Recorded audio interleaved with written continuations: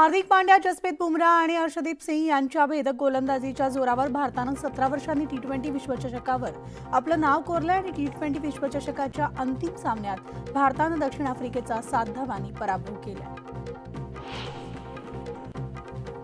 तर भारताला दुसऱ्यांदा टी20 वर्ल्ड कपचं विजेतेपद मिळवून दिल्यानंतर संघाचा कॅप्टन रोहित शर्मा आणि विराट कोहली या दोघांनी मोठा निर्णय घेतलाय। रोहित शर्मा आणि विराट कोहली आंतरराष्ट्रीय टी20 क्रिकेटमधून निवृत्त झालेत। भारतानं 2007 नंतर टी20 वर्ल्ड कप जिंकलाय, त्यामुळे हीच ती वेळ म्हणत निवृत्तीचा निर्णय जाहीर केलाय। देशाच्या सगळ्याच भागात आतषबाजी करत टीम इंडियाच्या कामगिरीचं स्वागत केलं जाते। दरम्यान भारतीय संघाच्या या नेत्रदीपक कामगिरीचे पंतप्रधान नरेंद्र मोदी यांनी अभिनंदन केलंय।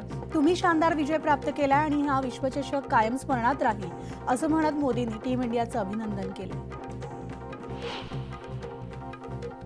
तर दक्षिण आफ्रिकेचा 7 धावांनी पराभव करत भारतीय संघ दुसऱ्यांदा टी20 विश्व चॅम्पियन ठरलाय आणि या विजयानंतर आता भारतीय संघाचं सगळीकडे कौतुक केलं जातंय। विजयानंतर मुख्यमंत्री एकनाथ शिंदे यांनी सुद्धा भारतीय संघाचं अभिनंदन केलंय। भारतानं विश्वचषक जिंकताच मध्यरात्री कल्याणमध्ये तरुणाईचा जल्लोष पाहायला मिळाला आणि या विजयाच्या जल्लोषात भारतीयांनी सहभाग घेतलाय। तर कल्याणमध्ये सुद्धा तरुणांनी विजयाचा जल्लोष साजरा करत परिसर दुमदुमून टाकलाय। भारताच्या विजयानंतर नागपूरमध्ये सगळीकडे जल्लोष साजरा करण्यात आलाय। क्रिकेटप्रेमींनी एकत्र येऊन चौकात जल्लोष केला, फटाक्यांची आतिषबाजी करण्यात आली आहे। तसंच नागपूरकरांनी भारतीय टीमला शुभेच्छा दिल्या।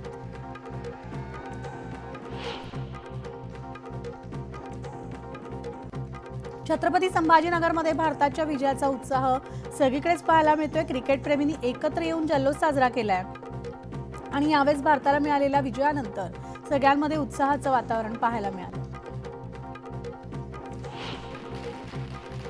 भारतीय क्रिकेट टीमनं टी20 वर्ल्ड कपवर आपल्या देशाचं नाव कोरलं आणि भारताच्या दणदणीत विजयानंतर पुण्यात सुद्धा जल्लोष झाला। मॅच जिंकताच पुणेकरांनी एफसी रोडवर गाड्यांवरून जमा होऊन गुडलक चौकात जल्लोष साजरा केला। भारतानं टी20 वर्ल्ड कप जिंकल्यानंतर पनवेलमध्ये जल्लोष साजरा करण्यात आला। जोरदार घोषणाबाजी करत पेढे वाटून आनंद साजरा झाला।